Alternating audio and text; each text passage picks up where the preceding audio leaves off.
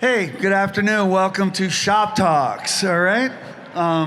This is a production of The Ink Kitchen, which is free information online.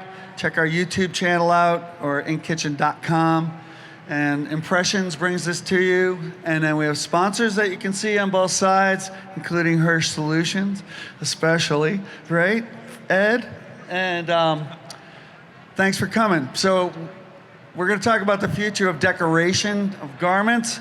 I've got my friends here, Alex Phelan from Merchandise, Jacob Edwards from Jack Prints, Ed Levy from Hirsch Solutions, and Michelle Moxley, who's the Innovation Director at M&R. And so here we go.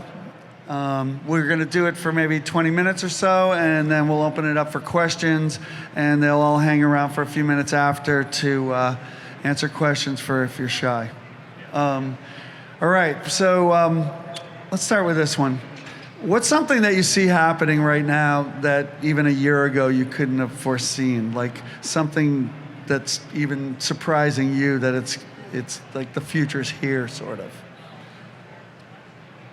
That's hard for me to say because, and I don't want to sound like. Go ahead. Sound arrogant. Go ahead. But, pretty much all the things that I thought was going to happen is happening. I think the only thing that's surprising me is that it's happening faster and at a much more accelerated pace than even I could have imagined. So what are some of the things that you've seen that are you like? I agree. It's happening a lot faster. Like all the things that we knew were coming are coming in a really fast pace. Yeah. And it's gaining so fast you have to run to keep up. Right. Yeah. And I know the last couple of years we've been talking about, certainly, one of the things I've been talking about up here is how the big globalized traditional supply chain of apparel, and specifically decorated apparel, or I guess all of apparel, where you're taking like 50 cents worth of cotton, shipping it around the world 5 times till it turns into a shirt on a Walmart shelf like 3 years later or whatever. That whole practice as a standard operating procedure within the industry has been declining, and then with COVID, it was like this giant creative destruction earthquake, and I think the aftershocks and the ripple effects of that have been even more extreme and faster than we could have ever imagined. And so what that means is that all of that business, human beings didn't stop wearing clothing, human beings didn't stop buying clothing, right?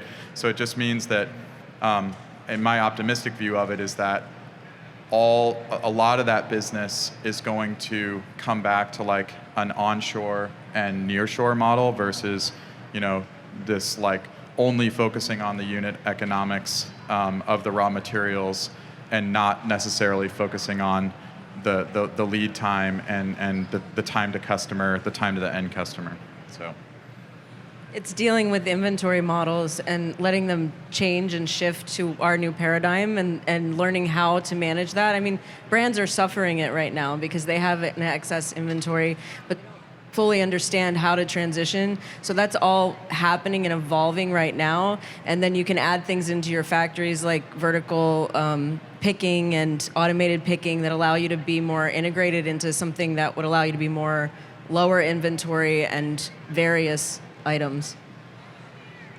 I also think that the return of domestic decoration has really surfaced a lot faster than it has been expected, and largely due to the pandemic, and supply chain issues and everything like that. But we've seen it from just the surge in demand of domestic equipment purchases, from embroidery machines to direct-to-garment printers and everything across the board.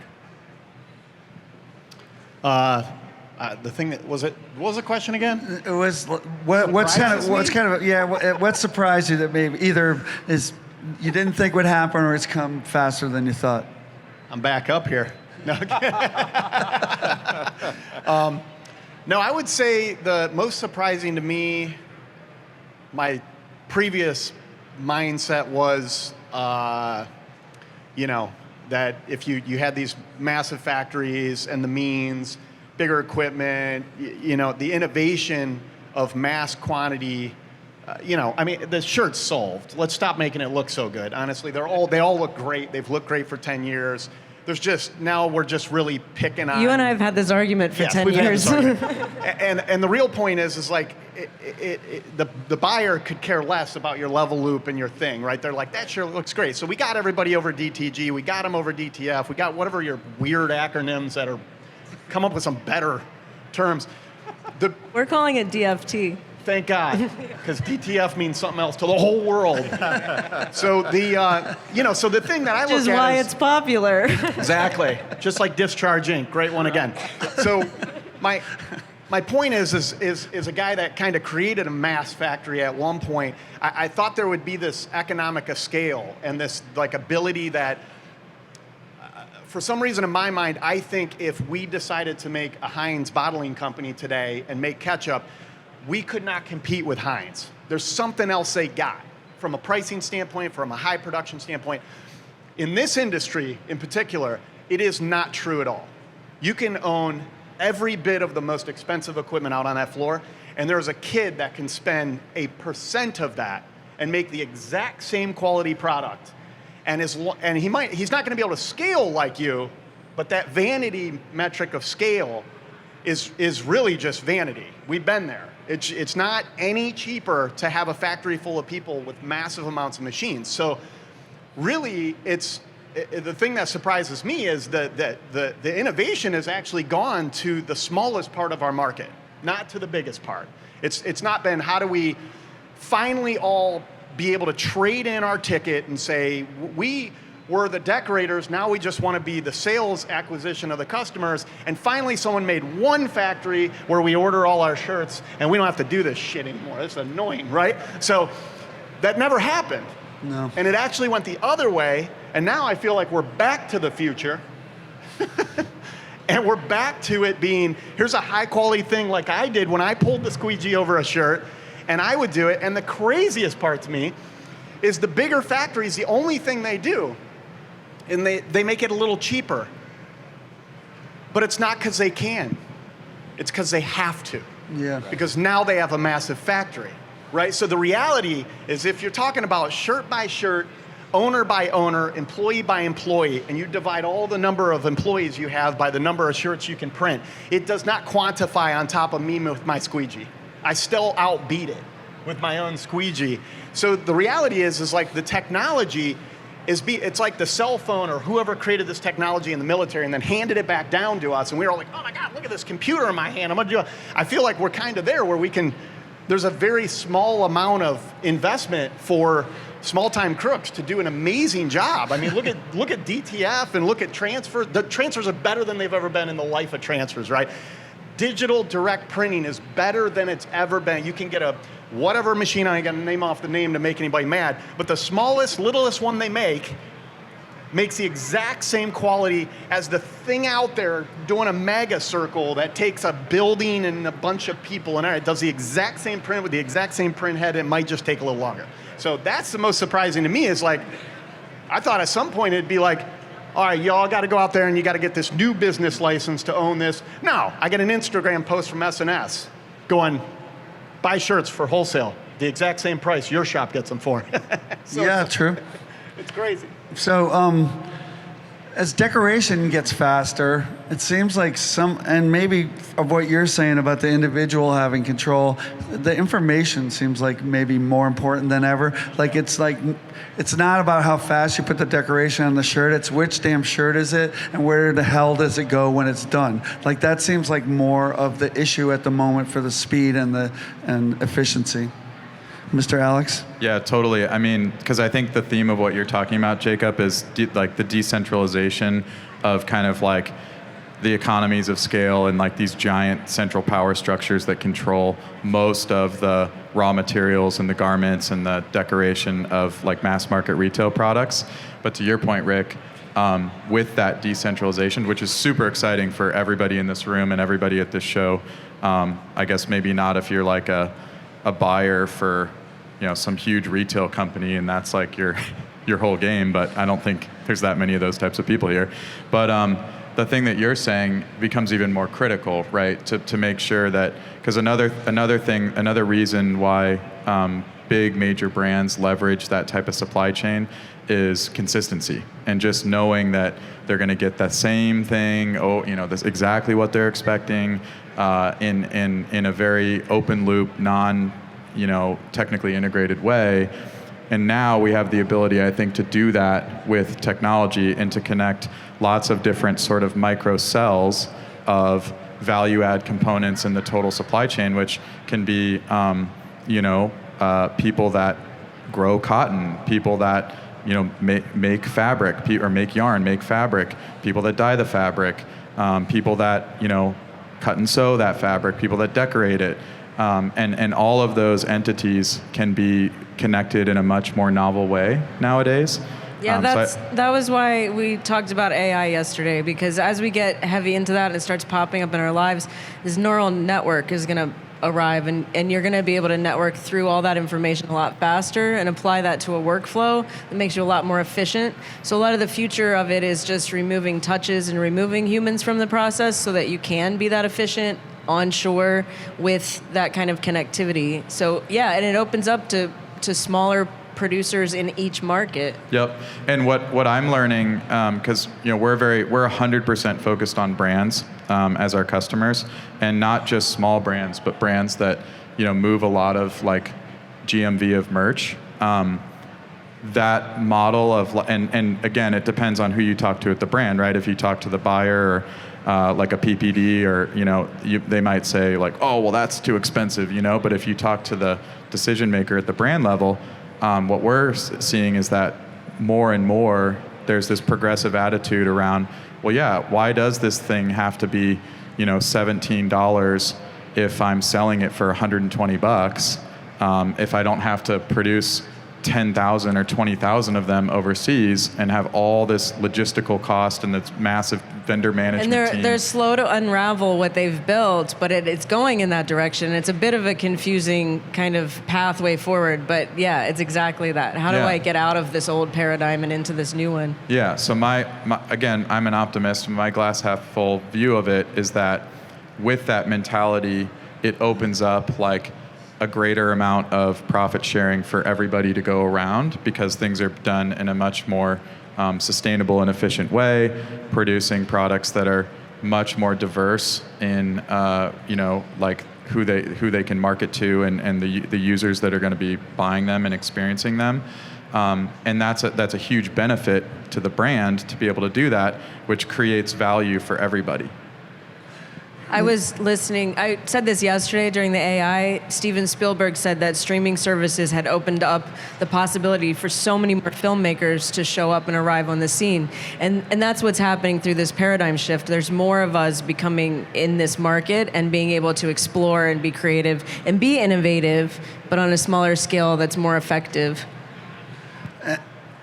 Back to the information thing, Ed. So in embroidery, it seems like you've got companies that want to make one of something, like somebody's initials on something, and that seems like ridiculously impossible. So the bottleneck must be like getting that information of what initials go on what bag, and how is that done now? Like where's that at? I know like every year it seems like that's more efficient. Pretty soon we'll just think about having the bag and it'll appear at our door. But how far along are we at that? No, we're there now. That's all you have to do is just think, and it shows Just up. go to Hirsch and they solve it for you. Yeah, exactly. Actually, the customers think that they're assholes, aren't they? They're like, "Where's my Farm Aid shirt I ordered last night?" Yeah, you'll get it in 3 weeks. So, Stop looking at your door. Traditionally, embroidery was always a volume-based segment of the industry, and the whole on-demand concept was a little bit late to get to the embroidery side for many reasons. One particularly is when you're dealing with logos, no amount of current auto-digitizing technology is going to have the same effect that a human digitizer can place onto the product through the sense of stitch type, dimension, stitch direction, and kind of a realistic feel.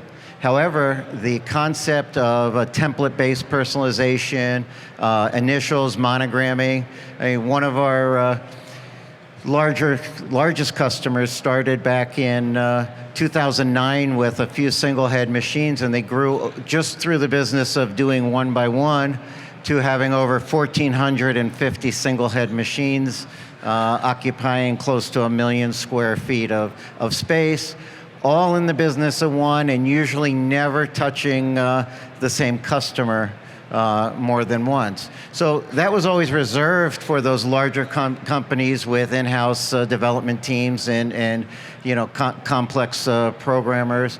Well, today now, with everything from embroidery to direct to garment to anything where there's what we call a designer is involved, now you can get a Shopify store and be in a decorating type of business, whether it's embroidery or printing or sublimation, and have the same look, feel, and capabilities as those larger shops.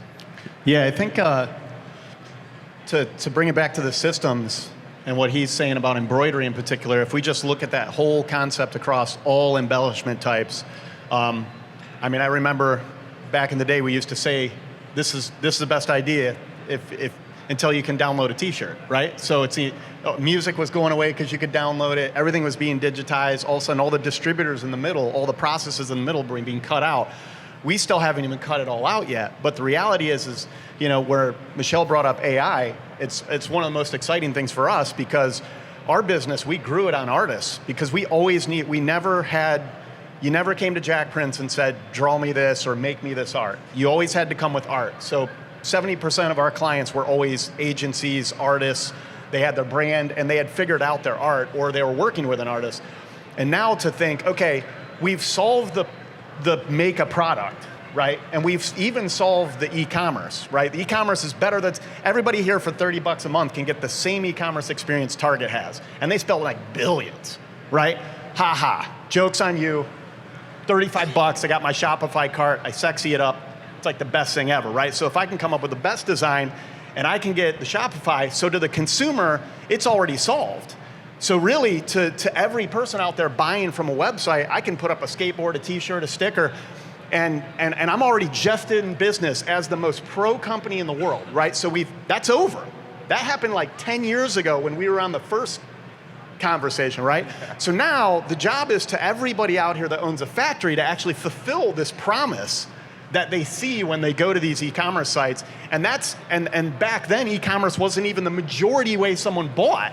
So we had to, I remember when we bought the first Corneats and stuff and we were doing prototype sampling for people that brought their shirts to Magic Marketplace. And we were making of retail quality then and hanging it, and everybody's like, how'd you make that shirt? Did you screen print it? It's like, Michelle knows you could have made it 10 years ago on the very first 931. You just make the best shirt you could ever make, right? You and I with the little devil guy. So consider that done, consider commerce done.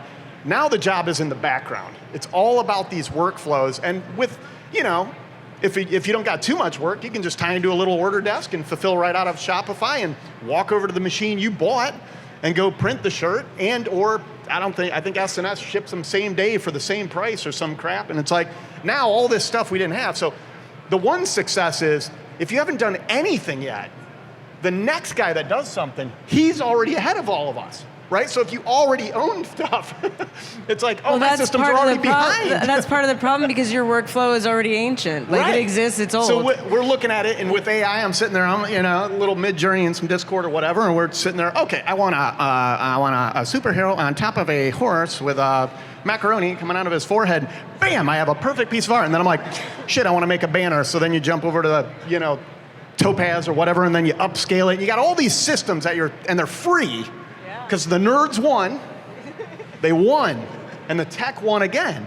So to us, it's so exciting that the design has been unblocked, because I'm pretty sure there was a lot of people in the world that had really cool ideas in their head, and they had no clue how to get it out of their head. They had no clue how we went from A to Z. I used to sit there and look at shirts at the mall, and I'd be like, how do they even make that? And it's like, you have to be Metallica to get that made. And and that was our challenge. In 1999, when we started Jack Prince, our goal was to give a kid that wanted 50 posters and 50 t-shirts the same quality that the band Metallica had. And that was our ultimate goal, and it still is. And it just seems so easy now that you can produce that same quality. You can put the inside neck hit, you can sew the little label in. Shit, go get one of those Joann Fabrics things. Looks like a little gator. Now you can even sew the woven label in. And I'm pretty sure this whole on-demand thing, we challenged that. We owned a huge 40-foot offset press, and everybody said we couldn't do one. And we were like, why? It comes up to color in 200 sheets, so all you got to do is buy 200 sheets, and then you can have the last one. So here's your sample. And we said the same thing about screen printing. You want one? It's $300. And so the idea of on-demand is they like... paid for it. Yeah. It's a fake concept. It's not on-demand. It's the exact same work you did to make 1,000. It's just one. So now you got to finance it, right? And you got to get your workflow smarter. And you got to Exactly. keep looking at it and keep integrating whatever's coming out and keep testing it and keep pushing it. Because what you can do with your workflow is make yourself more money. Or at least cover the thing you thought was going to be magical and that cost everything. And then don't get too tied up in the machinery. It's kind of like your HP printer on your desk, and people still don't make their own business cards at home, so go figure. We're all still going to be in business. Don't worry about it. They're not going to make T-shirts at home. Trust me. They're going to be, hey, Susie Q got this little thing. Is she going to do that? And then she's like, that's cute. Go get some real shirts and order them. So there's still a place in business for us. So I'm waiting for someone to take us out of business, right? I'm like, I can retire then. I can stop this, but it doesn't happen because the same reason why you don't make your business cards at home. It's the same reason. Right. But, yeah, and I think it's interesting that you brought AI up because, like, obviously the advancements in AI and how exponential they've been has been, like, completely mind-blowing. That's been I'd say a complete surprise to me, not necessarily for this industry, but just as a whole. I mean, DALL-E is a calculator for creativity, and ChatGPT-3 is a calculator for insane amounts of knowledge, that we could have never thought was possible to come up with that fast. And so I think the technology, going back to like the information, sort of the workflow and information technology within the decorated apparel supply chain is going to be so critical because in my, from what I've seen, most shops that I talk to still don't have that even basic workflow of being able to move, relatively simple data through a manufacturing process all the way through fulfillment. That's true, but you can use the Chat GPT and all of the others to learn how to do it now. So go and interact with them and ask them. They'll tell you. If you're running a screen print shop and have time to do that, yeah, I don't know how long you're going to be in business, but the point I'm trying to make is that I think there's a huge opportunity for a lot of the software companies that you see at this show and people building workflow technology for different types of decorators, different types of entities in the supply chain.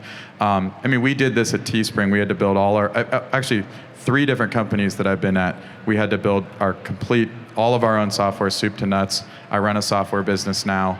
It's not cheap developing software, even if you have, AI-assisted, code, development and things like that. So I really think that the importance of having consistent, like, workflow systems, almost like protocols within the space, is going to be super important.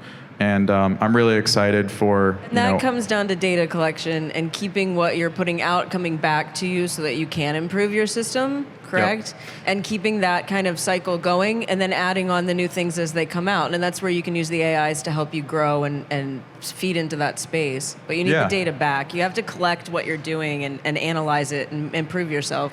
Yeah, I think at a basic level, like, I would love to be able to go to... lots of different screen print shops and embroidery shops, and to be able to communicate with them through data and have the feedback of data coming back to me in a very consistent way that doesn't require us to have to, like, juggle this big soup of, like, ERP systems and, custom workflow systems and APIs that have to be custom integrated every single time. So I see a big opportunity there. Well, one of the things is that the entire industry is lacking consistency. There is no consistency from shop A to shop B to decoration type, whether it's screen printing, embroidery, direct to garment. everything and every company seems to have their own method, their own ways, their own way of processing orders, that there's really not been any true standardization of things. Plus then taking another step forward, and a lot of companies, years ago you picked one decoration type and that was kind of your thing. Well, today everybody's so diversifying so much, and I have embroidery, I have some screen printing, I have some direct to garment, and the workflow systems that have been developed along the way have typically been developed for one particular process. So it's hard to take an embroidery workflow and turn it into a screen print workflow and have everything together in a unified dashboard and production metrics and things like that. And that's one of the things that we've been trying to work on, but it's still a ways away for us as well. Am I mistaken? But it seems like in the last 10 years anyway, the companies that made massive investments in their production software succeeded over the people that made massive investments in production equipment to produce. Like, you know what I mean? Someone like Dubois Textile or some of those places seem like that know where every shirt is in the plant and can do that, and had to do it themselves because there isn't anything off the shelf. Whereas you might have bought a machine 5 years ago that now is kind of useless, or costs 10 times more than the one now and did worse job. I would say that it's a little bit of both, because you are learning that new technology and letting it evolve and staying up with it and not just letting it pass you by as far as like equipment goes. But you're absolutely right. Anybody that got into workflow early, started building their own systems, they have these really robust systems that fit them, but it leads to this kind of diversified. I always say we're raised by wolves, like we're all wolves, but we're all different. But if you bought a hybrid printer 5 years ago, it's probably not very good compared to what you would get now. You used to buy a screen. Neither is a PHP. It all dies. You used to buy a screen print machine and oh damn, I bought the wrong one, but it still made money for you for 20 years. And now when you buy something, Well, and that it's speaks scarier. to some of the future being more modular and being able to plug and play these improvements, and that's what we as equipment manufacturers have to provide, so that you can replace what you need to, stay integrated into your workflow, upgrade these things as you go, so you're making money. Yeah, I would say, I mean, I think we have a decent amount of experience in both, right? Because we had a whole custom tech team, wrote all our own back-end systems, a whole front end, created massive blocks of mountains of millions of lines of PHP code running our jack print systems over the years. My forewarning is, you're not as inventive as you think. There are like 100 other people thinking the same thing, and the reality is, you can like hack your way through business in this, and you can kind of time it where you're a little lazy about it, because, and here's what I mean by that. Focus on your customers, right? And keep them happy, but don't do everything for them. You don't have to go buy a thing to do that work. There's like 20,000 companies here that'll do it for you, and you can make a guaranteed margin instead of going and buying a thing, then trying to figure it out on your own. At least start there. And then your workflow doesn't get so complicated. Yes, because what happens is it ages out. And then you definitely ages out. But you have, so right now, the files, right, whatever it is, it's 300 DPI PNG. We've been running that.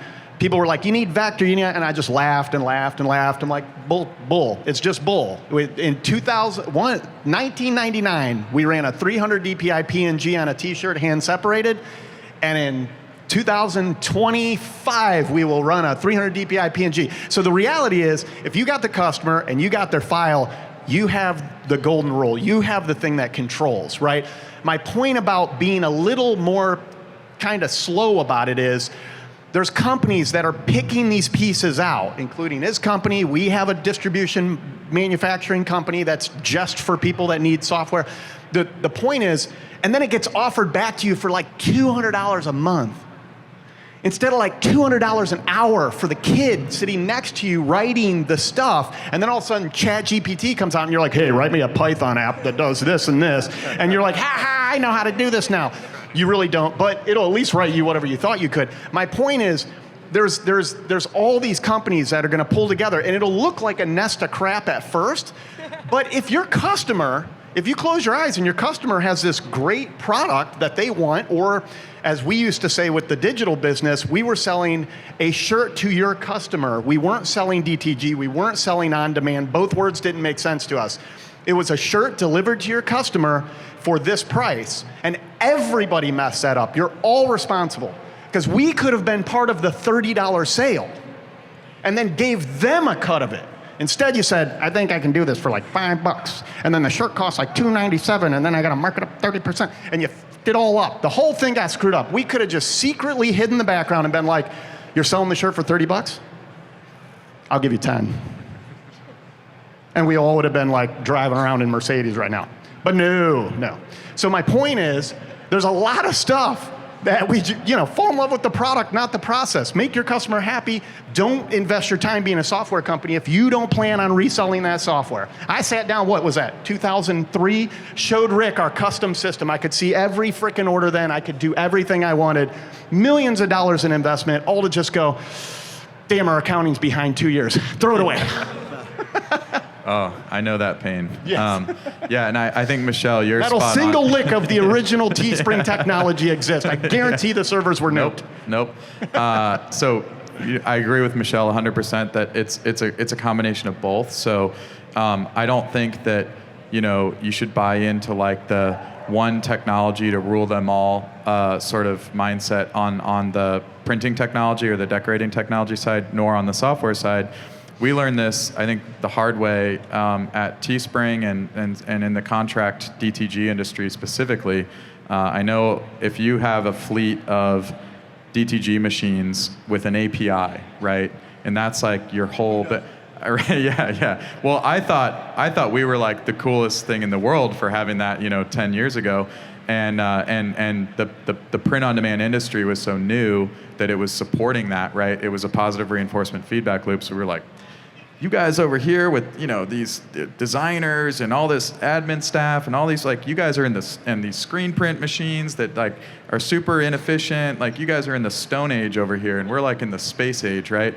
And the reality is the reality is like you can only do business with a tiny sliver of the market with that formula. And that market has gotten so much more competitive, and what we thought was kind of a big blue ocean is now a very small, very red, bloody pond, and it's the truth. And the big blue ocean is the decorated apparel industry, right? And the decorated apparel, I think it's like 300 billion globally or something. So I might be wrong about that, but it's a huge number. Yeah. Right. Yeah. And that industry, the decorated apparel, you think apparel brands, promotional products, team sports, corporate workwear, all these huge segments.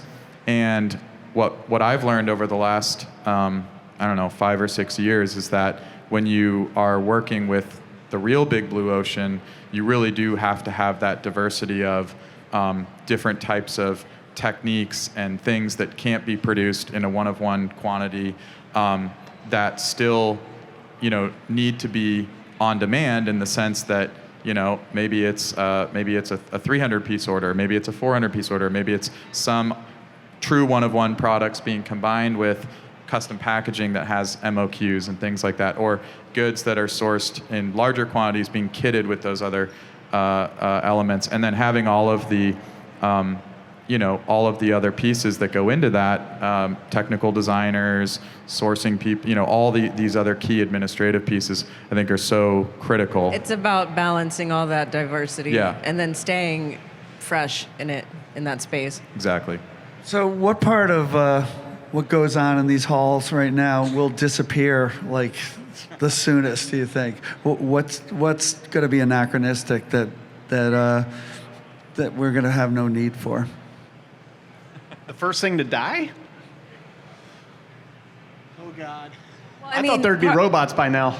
Well, I'll be honest. There I got are gray hair, restaurants. there's no robots. There's restaurants at I seen one that have guy them. running like a copy of the like oval jet over there that had a robot roll. All he was doing was rolling tack on. I was like, That's what you're going to use a robot for? They should at least make it wave. Our car can drive itself, but we can't load a T-shirt yet? This is horrible. Do you have a It's too slow. self-driving car? What's that? Do you have one? A self-driving car? No, I don't. I ride dirt bikes, so I need a truck. But I would have a self-driving car. I just don't.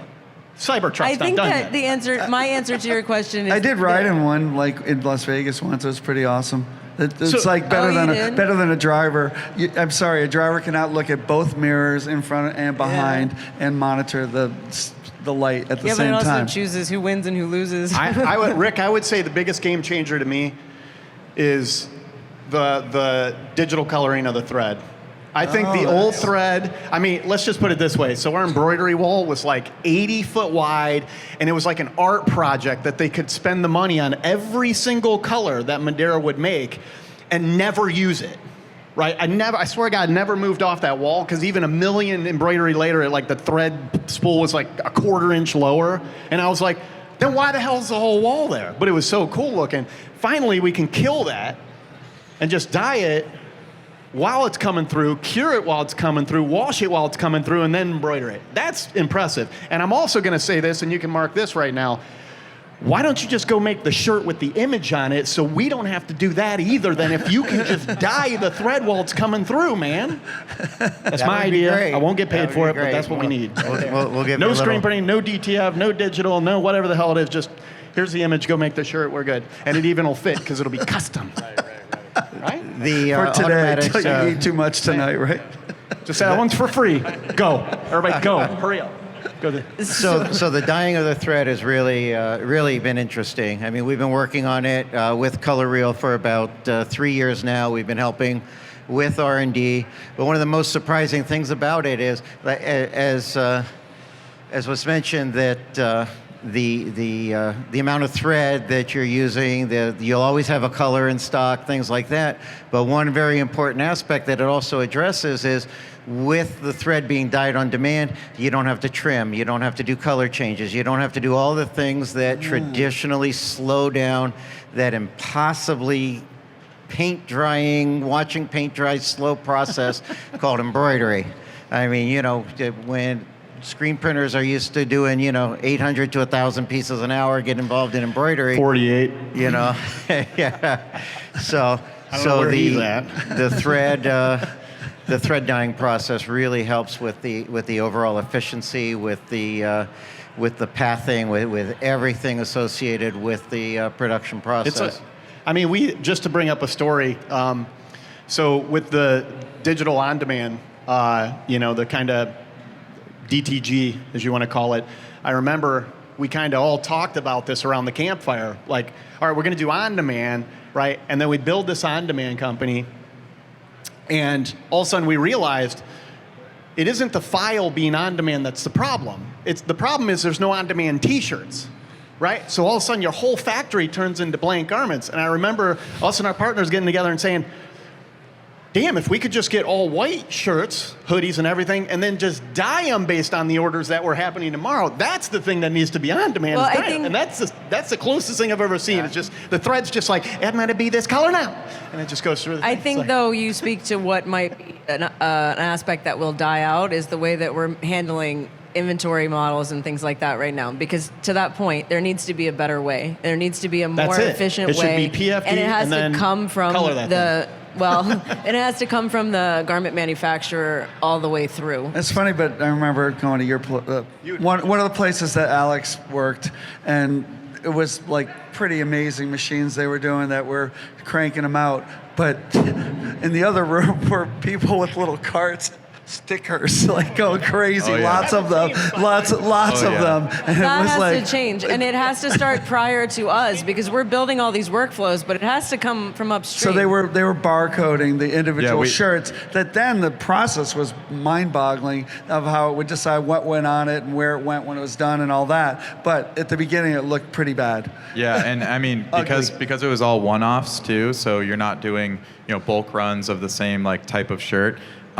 We would have like a 53-foot semi of garments of all different types coming in every day, and then a 53-foot semi of like tens of thousands of poly bags going out every single day. And then it was just this like, so, you know, we got it pretty dialed in within the constraints of like the whole, what I call like the dirt to shirt world. We got pretty efficient on shirt to customer, right? But like dirt to shirt is a whole, yeah. Oh yeah, and Jacob helped out on the carts. Yeah. Jacob's carts And were that's awesome, where by the way. more robots, like, and you're saying, like, I thought there'd be more robots now. It's that space. Right. Picking. Right. Should have more robots now. Picking. Yeah. And that's what's coming. Yeah. Even the distribution warehouses that serve all of us, it looks pretty primitive, honestly, if you go in there and see what they're doing. They haven't Right. improved in like 10 years. Yeah. Much. Yeah, and the way like, you know, the way garments are packed, the boxes, the supply chain from dirt to shirt to distributor, you know, there's crazy amounts of advancements that can be made there. And I think there will be because they're all going through the same supply chain constraints that everybody's experienced, especially in like large raw material type business, you know. Think they'll ever, components. though, put them in 10s instead of 12s? Or is that way in the future like I'm crazy? You know, yeah, it's The baker's dozen. right. Because they knew we would ruin 2 of them for every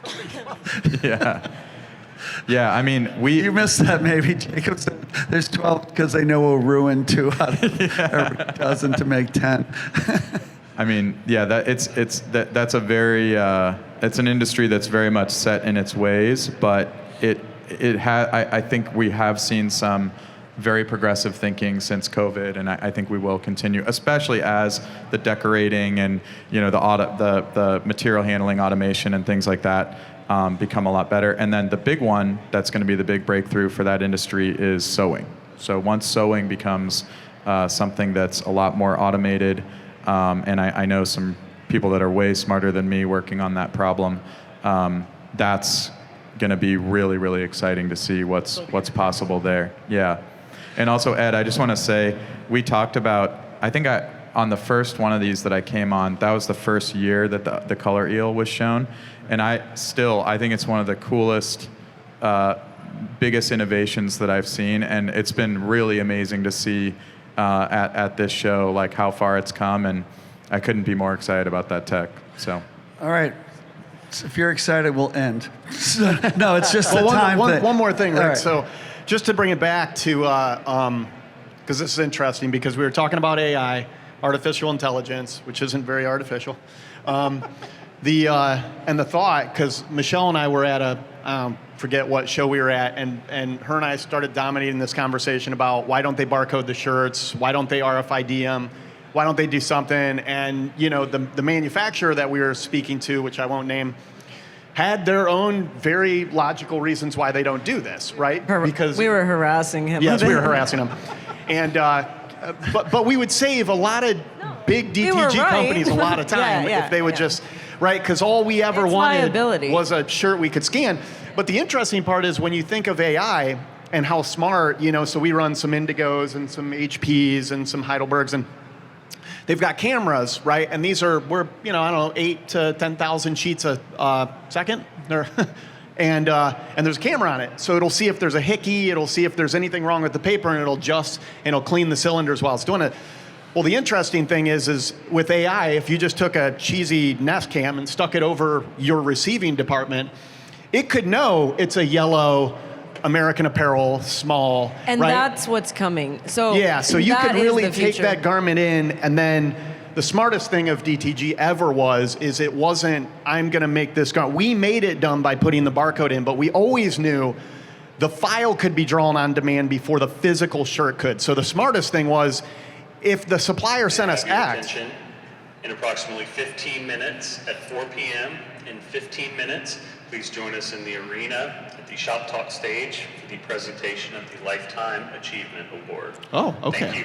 Thank you. And he didn't mention happy hour. Yes. Didn't want to stampede. The point Didn't there want to is mention stampede. the AI thing, other than the fact that I actually think it's gonna save the DTG world and the custom. I mean, I don't know if Custom Ink's out there. They spent millions and put a tool so you could design online, right? And that's been in the world. And still people are like, yeah, but I don't know how to design. right? So think about that. I still can't make a cool shirt. Just because you gave me a designer doesn't mean I can make a cool shirt. I literally can talk to this thing, and it makes me, I literally made myself a fine art print that looks cool as hell, and you can't have it because you don't know what I told it, right? So my point is, to everybody I out can there, copy it. Yeah. So everybody out there that's running even like a Teespring or something, it's gonna be a wave where people are like, now I can make my own shirt that no one else can have. You always could. You just didn't know how to get it out of your head. And with AI, once we have those engines that we can tap into via API and say, let the customer just type or tell or say or upload a piece of art and then say, yeah, but make it good. It's really gonna change. So everybody that can really, I think this innovation that happened 10 to 15 years ago, it's actually gonna have this resurgence because everybody can then make a kick-ass design that they're thinking out of their head. Now, you take AI and you also leverage it for production, manufacturing, workflow, and now you really have something that I think works from the back office and the front. You're going to disrupt QC models. You're going to have new models being built. So that's another thing that it's going to go and change. Not necessarily, it's not going away. We need QC, but it's going to change. Yes, it'll just see it. Strong. All right, let's make time for like at least a couple of questions, maybe. We have the question, Mike? No? Oh, because we don't have an extra one. I'll give mine up. Questions?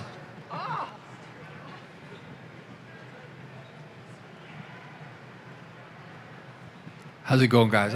If you got $20,000 to spend to start something, what are you buying at the show? 20,000 to start?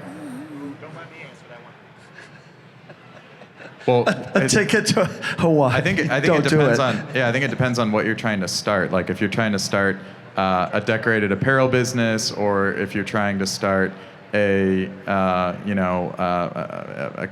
software like I guess if you're a decorator,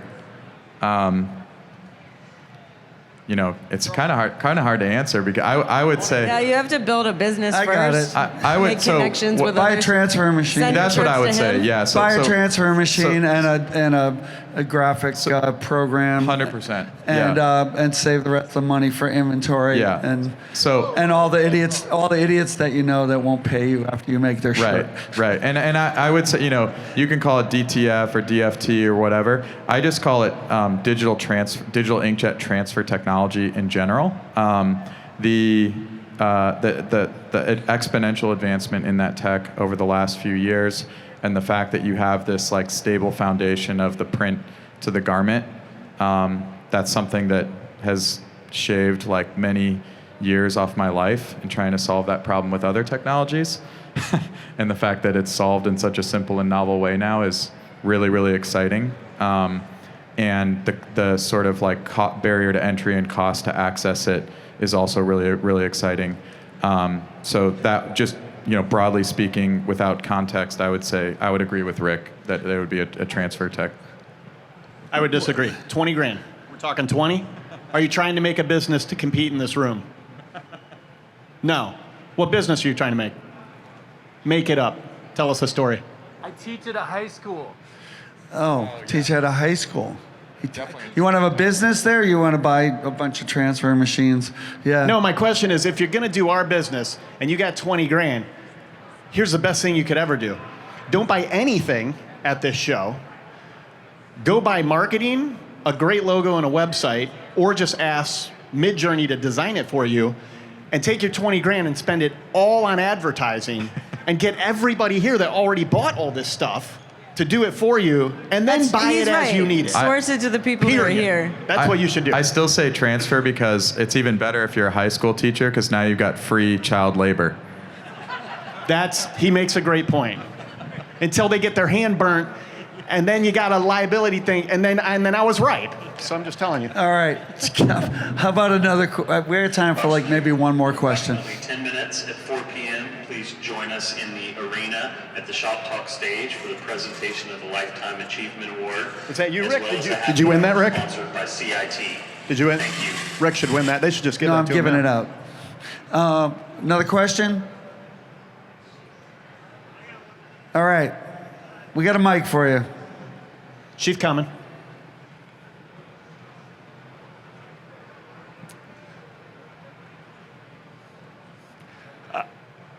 Great talk, thank you. None of you all answered the question of what you thought might die first. So maybe it's not that you think that anything's going to die technology-wise or anything like that. Maybe you'll just see it change. But I'd love to hear someone's thoughts on that. I thought it was going to be the show. Well, two of the things we brought up were I honestly thought after the pandemic, no one's coming out of their house. two of the things we brought up were picking. So that's going to change the way that you're integrating shirts or bringing shirts into your business. And then QC, I think, is going to change with visual recognition and AI. Anything that AI can touch is going to shift. Anything that's in your workflow that AI can help is going to shift. There's going to be it's what you adapt into and what you kind of build into your workflow. But like these archaic workflow systems that have to change are going to need to grow up, and then the whole kind of process will change. So if we get a t-shirt manufacturer to put an RFID or a QR code on a shirt, that's a whole nother game.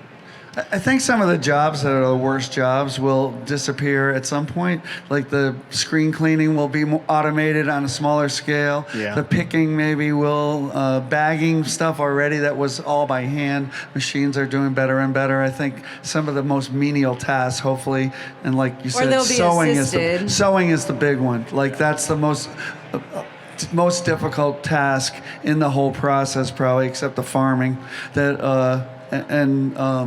That's got to go. I'm still amazed half the stuff is here 25 years later. So I'm going to if we win a prize or something, I'm going to go find the oldest guy in here and I'm going to say him. Because I walk through these shows and I'm like, we're still doing it that way? We're still putting chemical on a screen. Oh my God. Yeah. Shit. All right. I think they want to know who's going to die first. Well, that's what he asked. Not who's going to die first. What technology is going to die? What at this show is going to die first? Okay, I'll go find him for you. Well, that's going to be me up here, honestly. He can still drink me under a table. Don't let him. I definitely have more health issues than Rick. All right. We could go on forever, but probably you couldn't listen forever. So how about a hand for our panelists here?